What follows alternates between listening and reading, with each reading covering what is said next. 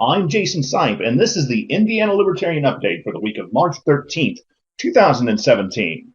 Later today, Chris Spangle, Greg Lenz, and a cast of Libertarian characters will assemble at Morty's Comedy Joint on the north side of Indy to celebrate the 5th anniversary of We Are Libertarians. They will also be recording the 200th episode in front of a live crowd tonight, so be sure to check it out. We've got the twisted mind behind We Are Libertarians. Chris Spangle himself will be here. He's on deck, so look forward to learning more about the We Are Libertarians podcast and general media empire. We've got that in just a few minutes, but first, let's check on libertarian news and events from around the state of Indiana. By the way, this is Greg Lenz. This is not Chris Spangle. We'll talk about Greg in just a minute. Okay. More news about civil asset forfeiture from our good friends over at the good folks over at the Foundation for Economic Education. Brittany Hunter reports that over $400,000 of civil asset forfeiture funds were spent illegally in Indiana. Law enforcement officials are explicitly banned from spending a dime on payroll for officers. That didn't keep at least 4 Indiana counties from lining the pockets of their officers with cash stolen from people never charged with a crime. On Saturday night, Indiana residents set their clocks forward an hour in Indiana. Daylight savings time returned with all the rationale one has grown to expect from government. I'm not certain there's a libertarian solution to this other than leaving the clocks alone, but I sincerely hope this biannual government intrusion into Hoosier lives is destined for the dust bun of history. Now let's get into these events, and we have a lot of them lined up for this week. As we mentioned, later this evening from 7 to 10 p.m., join the folks of We Are Libertarians for their recording of their 200th episode. This is a live event. It'll be a lot of fun. It'll be very funny, and it kicks off from 7 p.m. and is scheduled to run till 10, and it will be recorded as the 200th episode of We Are Libertarians. More details on that coming up in just a moment. Also, tonight, look forward to the Canna Film Festival. They'll be showing Hemp for Victory at the First Church of Cannabis. That starts at 8 p.m., and the First Church of Cannabis is on the south side of Indy. The Southern Indiana Libertarian Meetup is on Tuesday of this week, and that runs from 7 to 10 p.m. They're also going to be including the county conventions for Clark and Floyd counties. Clark and Floyd counties will be having their Libertarian county conventions, and that's from 7 to 10 p.m. on Tuesday of this week at Kingfish Restaurant in Jeffersonville, Indiana, for all you folks down in the southern part of the state. Jasper County will be having their Libertarian meeting. This is hosted by the Libertarian Party of Jasper County, and that happens on Tuesday, March 14th from 6:30 to 8 p.m. So 2 events happening on Tuesday of this week. That's at Boundary Waters Restaurant in DeMott, Indiana. Now, the second of our Indiana Medicinal Cannabis Town Hall meetings will be happening at the State House. This is sponsored by the people of the Higher Fellowship. That is Thursday of this week from 11:45 to 2:30. That runs at the Indiana State House. There's been some progress made this year. There's a long way to go, and they need to see people, good, responsible people showing up and making their efforts and their voice heard for legalization in the state of Indiana. Again, Thursday of this week from 11:45 to 2:30 p.m. at the Indiana State House. The Libertarian Party of Lake County will be having their convention later this week. That's from 7 to 10 p.m. at Houlihan's in Cherville. Thursday of this week at Houlihan's in Cherville, the Libertarian Party of Lake County annual convention. So be sure to get up there and take part of one of the most dynamic Libertarian affiliates in the state of Indiana. Now, if you aren't looking for anything that involved, you could just show up for the St. Patrick's Day Parade. This happens at the Deer Park Irish Pub, and they're looking for a Libertarian contingent to march in this year's event. That runs from 4:30 to 6:30. If you want to get there early, I imagine they might have a beverage or two waiting for you this St. Patrick's Day there in beautiful Fort Wayne, Indiana. Hamilton County will be having a legalization support rally. This is also sponsored by the folks of the Higher Fellowship. That happens from noon to 3 on Saturday at the Hamilton County Government Center, and that's up in Noblesville, Indiana. The March 2017 Marion County Business Meeting, that happens on Monday the 20th, so 1 week from today. That runs from 7 p.m. till whenever they wrap up. It says 7:30 here, but look for it to run much later. If you want to get there earlier, they'll have a great menu at the Antelope Club where the Marion County meetings are held on a monthly basis. So be sure to get out there and check that one out. The March meetup is going to be happening up in Noblesville for Hamilton County Libertarians. That happens March 23rd, so next week, March 23rd at 6:30 p.m. Be sure to get out and join all the other Libertarians in Hamilton County. They'll be talking about plans, talking about strategy, and also having some fun seeing the other Libertarians in the county. Mark Rutherford is going to be putting on some campaign training. This is going to be a very involved and intentional kind of event. It happens March 25th. It's going to be happening at Mark's law offices on Delaware Street here in Indianapolis. Mark is intent on seeing Libertarians elected to office, and this is the kind of training that can help make that a possibility for you.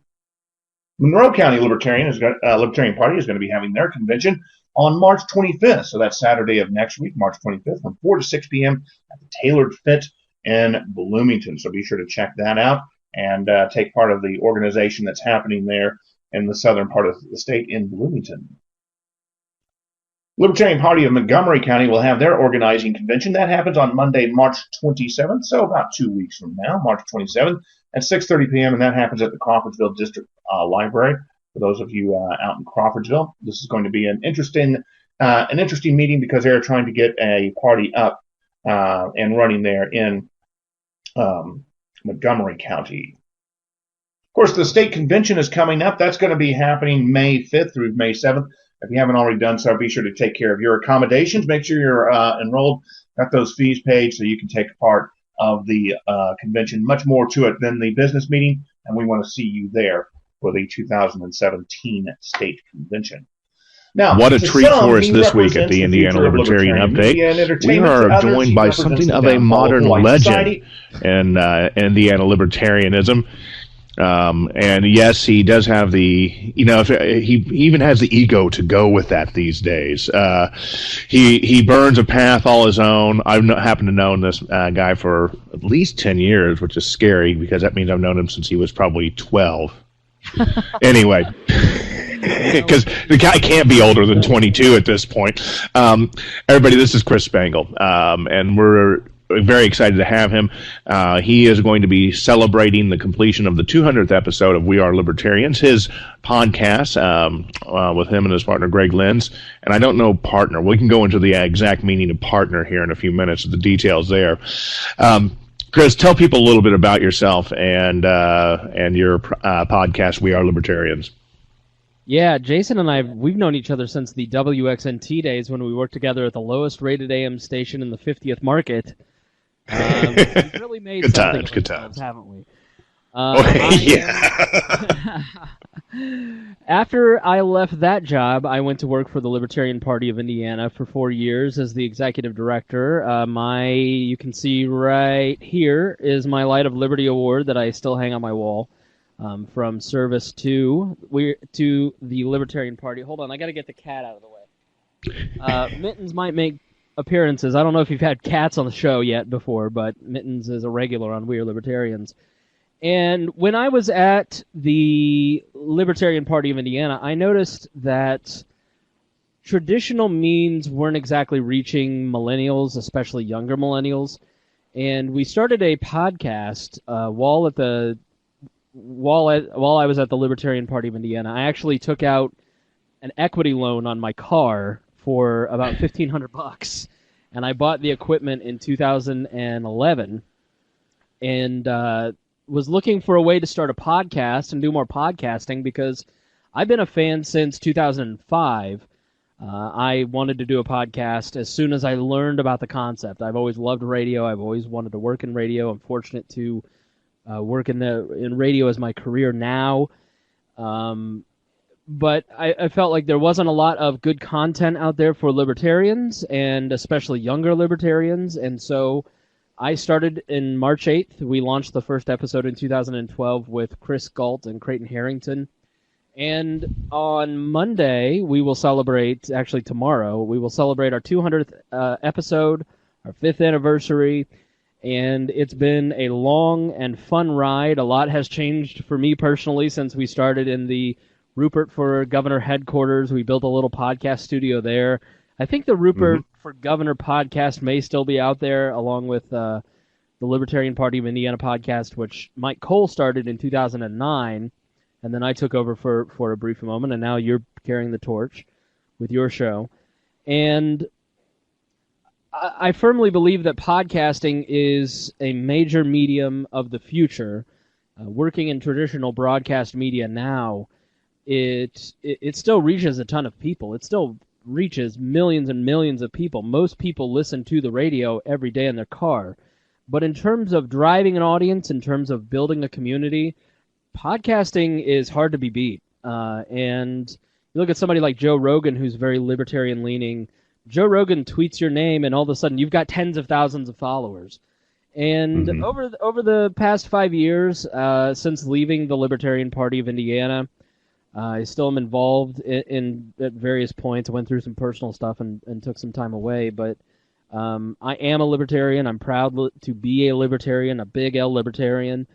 And there's just not much media out there covering it. So this last year, we had Rex Bell on, we had Mark Rutherford on, we had Nick Sarwark on. We covered the chairs race and gave both candidates an in-depth hour-long interview. Both candidates that actually I thought were going to win. We extended an invitation to a couple of the others, and they didn't take us up. But podcasting seems to be one of the big ways that libertarians get their information now. There's really no other. I mean, Independent Political Report covers libertarian news. As far as the party goes, obviously you're covering the Indiana angle.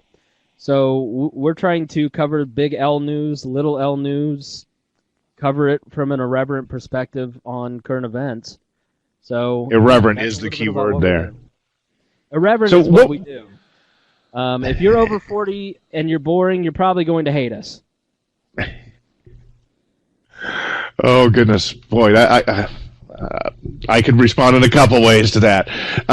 So what is I use the word typical loosely, but what is a typical episode of We Are Libertarians going to contain?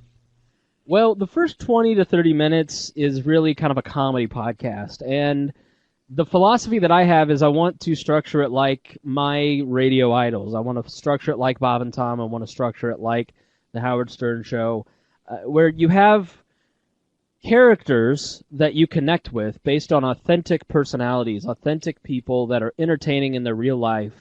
And we converse about what happens in our regular life and talk about what goes on. And then after that, we get started on a couple different topics generally.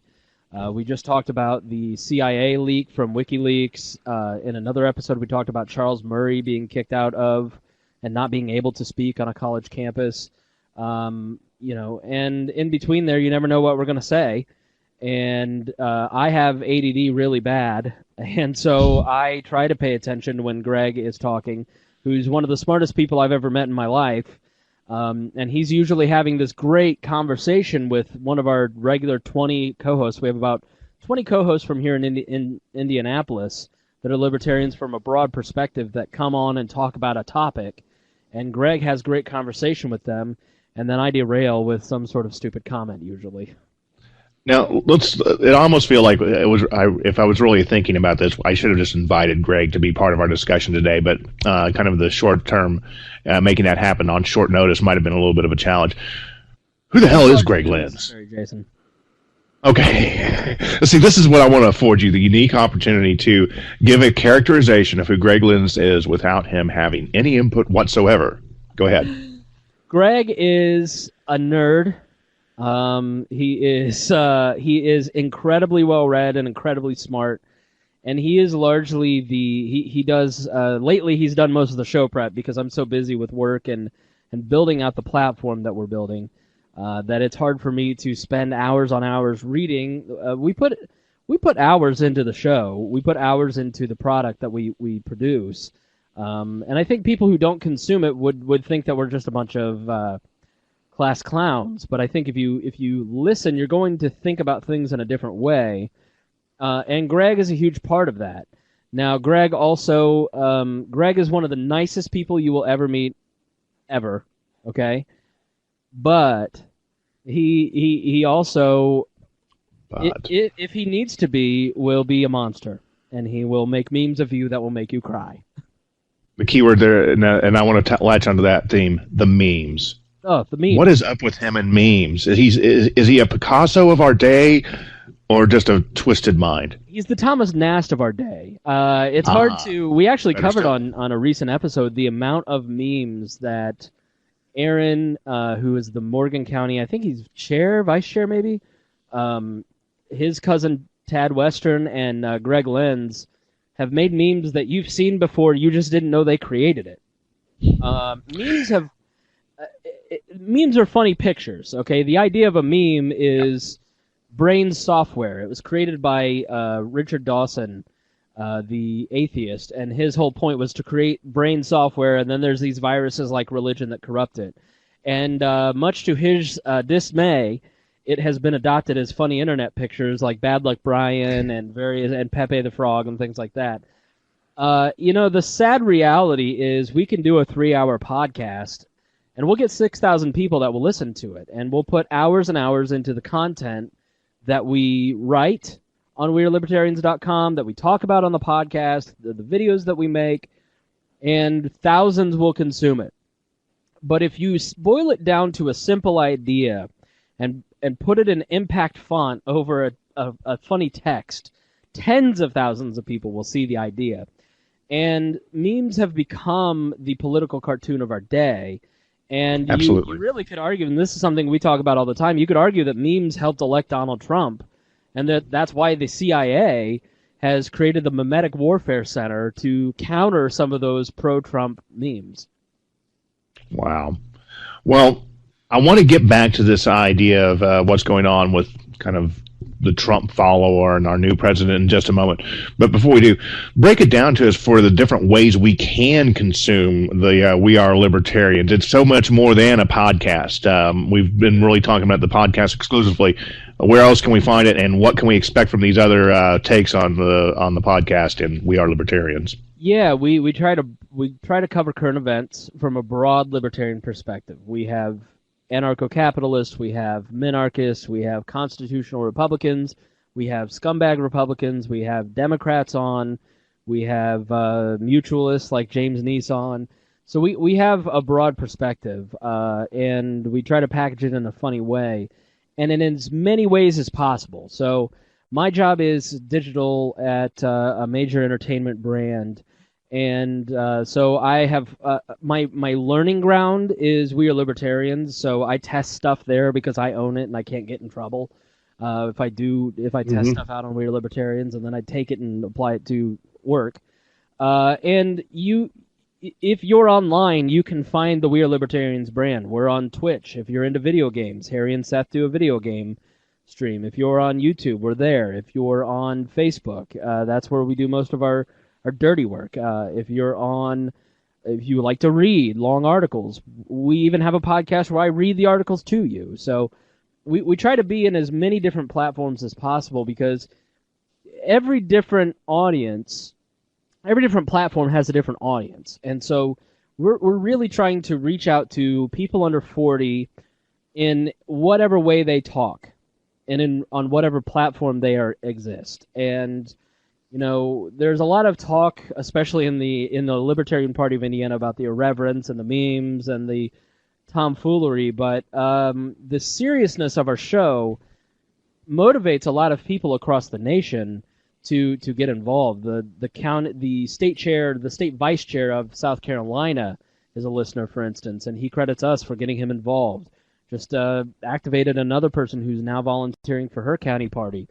Arguably, the last 3 or 4 county parties in Indiana have been activated because they found our podcast, they got into the philosophy, they got into the politics, and then they got involved at our just telling them to get involved. So, how many hours a week? How many hours a week are you doing this?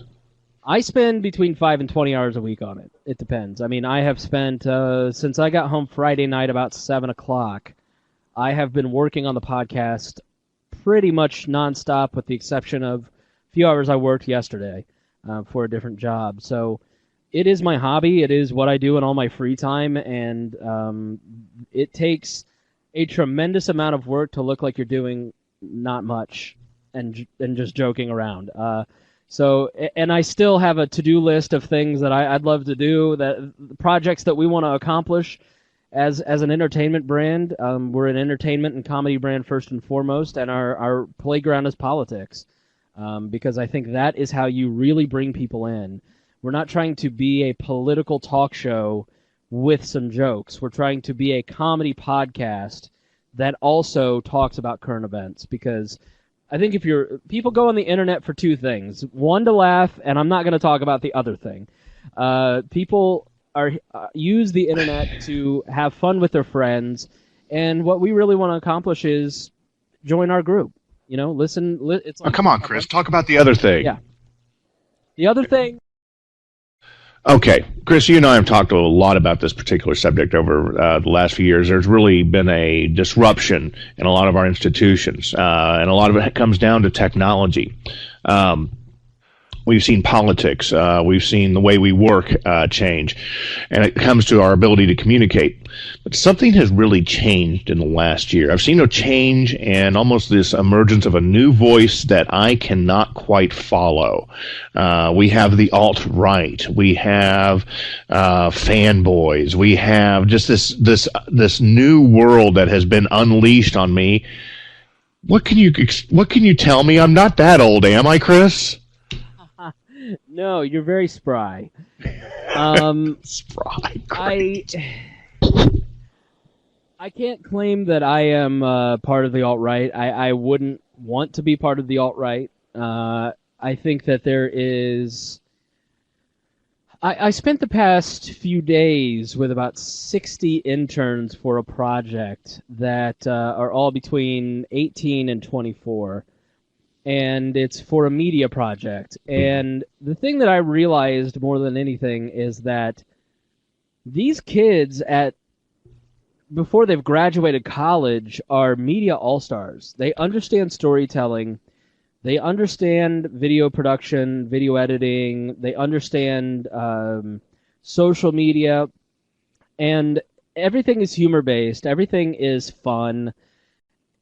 And I think that a lot of what happens on the internet is just jocularity. It's when you're sitting in your high school classroom and somebody cracks a joke and you're not supposed to, And I have always been the type of person to sit in the back of a room and talk when I'm not supposed to, and push limits where I'm not supposed to, and make jokes when I'm not supposed to, and find those boundaries. And it turns out I'm not special. Like most people who are millennials are that way. There is a sort of fatalism in the millennial age group. You have to understand, I turned 18 on 9-9-2001. I signed up for selective service on 9-10-2001. And on 9-11-2001, I crapped my pants. Okay, so I was 18 when 9/11 happened. It deeply affected me. It deeply shaped my politics, my religion, who I am as a person. And then we, at the same time, are being told, go to college, especially private colleges, because if you do, you will get out of college and you will make $60,000 a year. And if you don't go to college, you're only going to make $25,000. Okay, well, I better go to college. And oh, by the way, go to a private school. So we go to private schools, and then we rack up tens of thousands of debt. I know people who are paying upwards of $1,000 a month in student loan debt for jobs that they got college degrees at a state school at IU and never worked a day in the field that they got. They substitute teached, for a few years until finally, luckily, they married someone who had money. But then when we are all getting out of college to go start our careers, you have the recession of 2006, 2007, 2008. You have the massive debt burden that we're all going to pay. The boomers are not retiring from the workforce, so there's very little upward mobility for millennials. Yeah. And so most millennials that I know are making below $40,000 a year, around $30,000 a year. And I think there's just, you have these various hardships. You have 9/11, war, a crummy job market on our entire career so far, massive student debt that, if you really look at it, somebody who has $100,000 in student loans, which is not uncommon in any way, shape, or form, they are going to finish paying that off just in time to start paying for their kids. And so it is a constant debt burden that hangs over millennials. And so there's a little bit of we're all screwed anyway, so we might as well have fun. And when you have people who take themselves so seriously, look at John McCain. Do you think John McCain has fun? Does Paul Ryan look like a fun person to hang out with? Donald Trump might be a little bit fun, but Hillary Clinton is not. And I think that when you get into a political party, I realized this in 2013 when I worked for the Advocates for Self-Government, and I went to the International Students for Liberty Conference in D.C., and I noticed that the majority of the kids there couldn't have cared less about a political party. They were passionate about candidates, they were passionate about libertarianism, but they didn't care about parties. And that's why I think We Are Libertarians has seen such a big growth. It's a huge growth. And you have people like Jason Stapleton, Lions of Liberty. You have these other groups that are growing, but the Libertarian Party as a whole is not. And it's because the next big generation doesn't care about institutions, because institutions are our oppressors. They're the ones who told us to rack up all this debt. They're the ones who told us to go to war when we don't want to. They're the ones who told us you're going to make this level of money, and then you're not. And then when we talk about this in a real way and try to get people who are Gen Xers or Boomers to understand this, you're just whiny millennials. Well, no, you're the reason that we have the policies that we have, so it's time for Boomers to sit down and shut up. I had an anti-boomer moment there. I flashed. No, I'm familiar with this, and honestly, I would argue that a lot of the patterns that you're talking about emerged for those of us as Gen Xers. There used to be this concept that you will always do better with a little bit of belief in the social contract that nobody signed, but with a little bit of belief and work, you'll do better than your parents, and that started to change for us Gen Xers. And one of the things that I really am frustrated with is the passing the buck that so many people are willing to do, and so they can have a nice friggin' sidewalk and a playground. They're creating debt that future generations are going to be crushed by. I see so many people who have young children and who have no concept of the world that their children those children will inherit, simply because they refuse to have any fiscal responsibility. And that's just one example. So I'm with you there, Chris. Okay, let's see. How can we go from get this back onto some kind of cohesive track about libertarianism in the state of Indiana, so on and so forth. So over the 200 episodes, what shift have you seen? How has it changed from the first years? Not so much from the technical standpoint, but how is the show different today compared to what it was when you started off 5 years ago? I mean, the core of it still remains find interesting personalities and tell stories through conversation. We've gotten better at that model. You have something like creating Maya Axton, who is a fascinating human being, talking about her transition from male to female and self-discovery and all that stuff that goes through that. We have a podcast out there called The Cost. And the podcast, The Cost, is about 7 or 8 episodes talking about the real human toll of government policy. Someone who has been through the system as a victim of domestic violence, 2 men who have been to prison, one of them wrongly, someone whose daughter is suffering from epilepsy, and CBD oil helps them, but there's no real testing to know what the right dosage is. So we try to do that, and I think we've gotten better at that. I have changed a lot. I was married when I started the podcast. I'm no longer married. I was working for the Libertarian Party. I've had 2 jobs since then.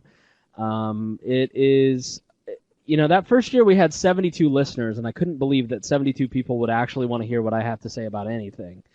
And now we're up to over 6,000 listeners. We're a national show. We're in the top 20% of all podcasts with that number. Mm-hmm. And our community continues to grow, and with that comes more opportunity to tell better stories, to have better conversation, to reach more people in a real way. And so that is one of the best parts about this, is getting to connect with people from people in the libertarian movement from across the nation. I'm not talking about celebritarians. I'm talking about real people who wake up, go to work every day, who are dealing with this thing and just want to know how they can make a difference. And I've been fortunate to talk to tens of people across the nation. Dozens upon dozens. Right, that want to make a difference. And it's so great because even though within the millennial generation there is that fatalism that probably not much is ever going to change, so we might as well make a meme about it, there still is a fighting spirit there. And if we're not going to get the job done, then we're going to darn well make sure that our kids do, or their kids do. And we'll homeschool our kids. We will start farms. We will do things like start podcasts and talk about ourselves. You know, the hard work. Well, you know, one of the things that as a person in our mid-40s that I've really come to the conclusion of over the past couple of years, speaking in terms of institutions and this type of thing, you know, you work hard, you pay taxes, and you're still going to die. So you might as well have fun along the way. And I do mean that. You know, we spend so much time in our lives, you know, that we have to have that 2.5 kids in a minivan, that we've been told that this is the path to success. At the end of the day, I don't know a lot of people who said, that I wish I would have structured my student debt loan a little differently and my life would have been right. I don't know that person. But I do know people who should have spent more time fishing. Should have spent more time on motorcycles and doing the fun things in life. So if people want to listen to an episode of We Are Libertarians, where should they go? How can they start tapping into this wonderful program? And we talk about that very subject all the time. Let me say, it is about what is important in life. It's not just about politics. And you're exactly right. I mean, libertarians are very serious people. And I think that's why sometimes we have the tendency to rub people the wrong way, is because we're not serious. We're going to stand in the back of the convention and make fart jokes. And the very serious people at the front don't necessarily like that, but we're well-intentioned idiots. You can find us at wearelibertarians.com. You can connect with me there. You can connect with Greg there. You can connect with anything and everything we do.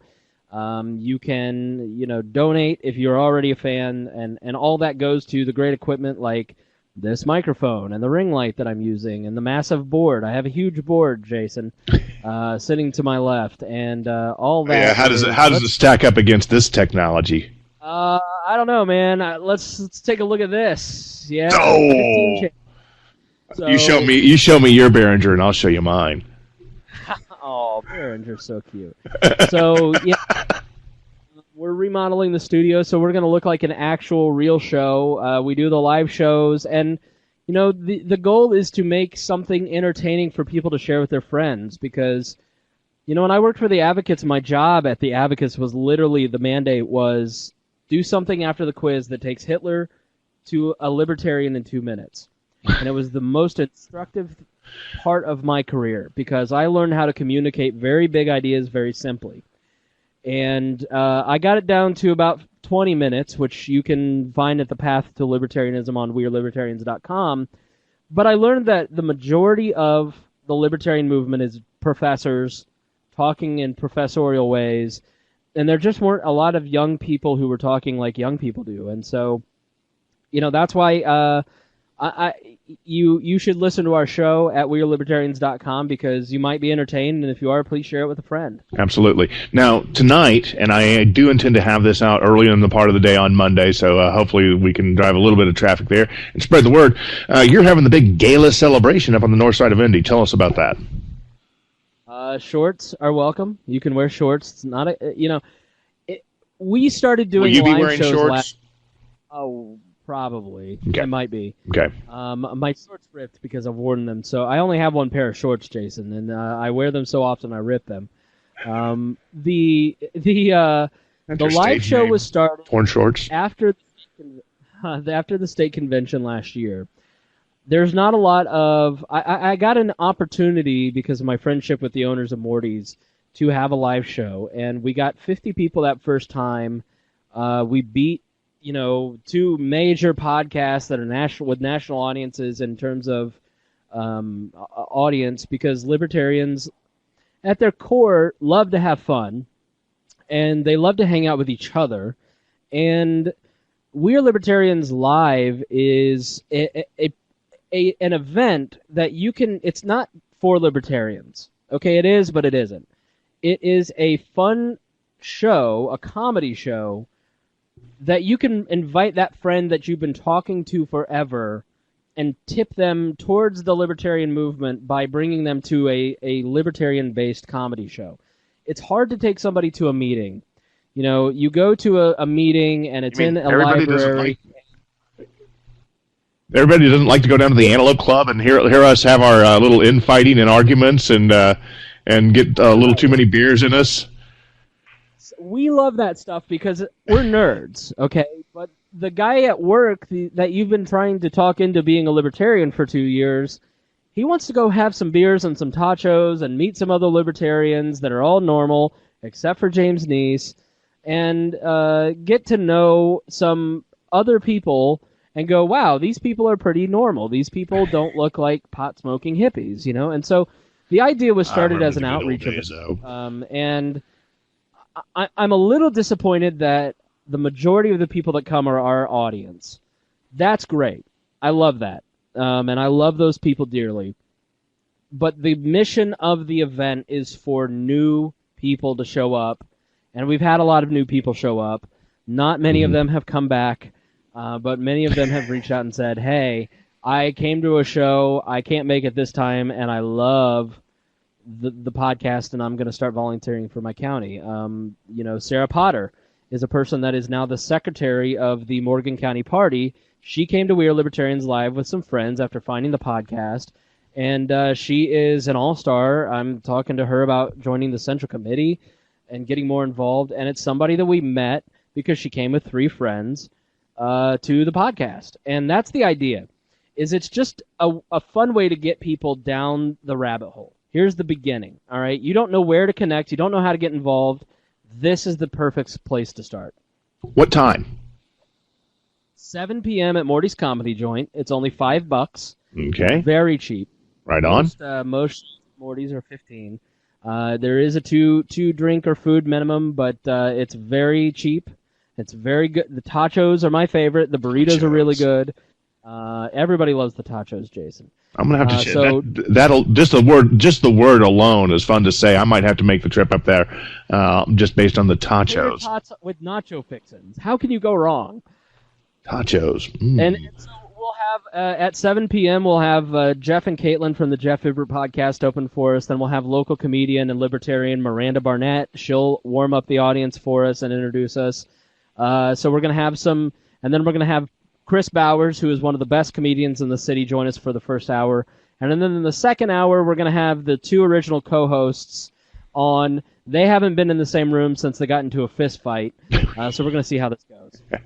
Well, that's going to be very interesting. And I'm going to make every effort to be up there on the north side of Indy on Monday at 7 o'clock. Any parting thoughts before we let you get back to your fun and relaxing Sunday evening? Thank you for having me on, first and foremost. You have been... I don't think people realize how central to the Libertarian Party of Indiana you've been over the last 10 years, maybe. You do a great job, and you're always out there grinding for the party, and so you're a huge asset. And I think that this is great for the party. You know, the Libertarian Party is a tough organization to be in because it's hard to support candidates that don't win most of the time. But it is about keeping the flame of liberty lit.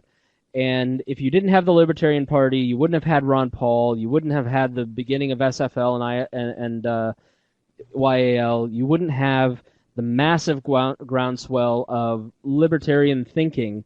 And even if all those people don't join us in the Libertarian Party, the word is a real word now to people. Everybody knows what a libertarian is. And when I started in 2007 identifying as a libertarian, gosh, that's 10 years ago almost. Wow. So you were only 12 then, man. Trust me, you were only 12.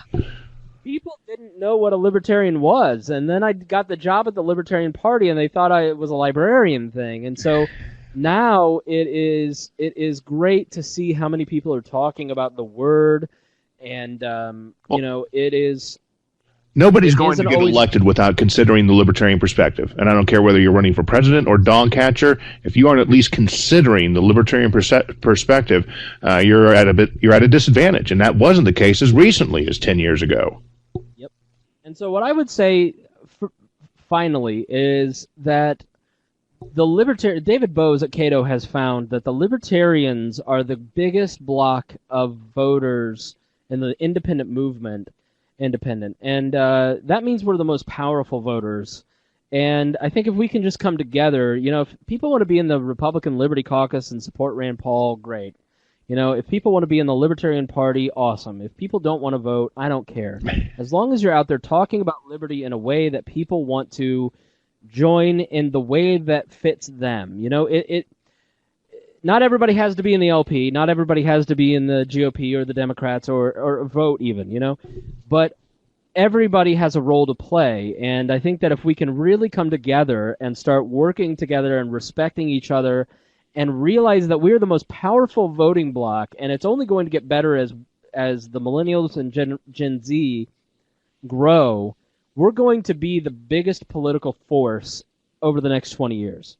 And I think if we realize that and stop feeling so insecure and stop worrying so much about what people think of us, then we're really going to nail it. And the libertarian, the future of this country is libertarian, the future of media is libertarian, the future of society is libertarian, and that means freedom, that means liberty, and that just means a harmonious society that everybody's happy to live in. And that it is dependent on us getting along and just not taking ourselves so seriously all the time. Right on, Chris. Well, there'll always be a seat for you here at Indiana Libertarian Update. You coming back and see us sometime? Absolutely, whenever you ask. All right. Well, thank you so much. And until next time, I'll see you on the... Well, thanks so much to Chris Spangle. Great interview. We had a lot of fun doing that.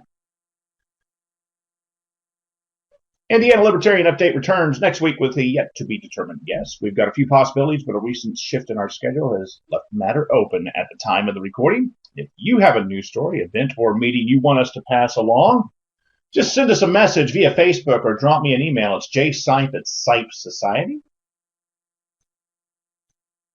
The Indiana Libertarian Update is a production of SipeSociety.com, your one-man education and online content consultant. Until next time, I'm Jason Sipe, and I'll see you on the computer.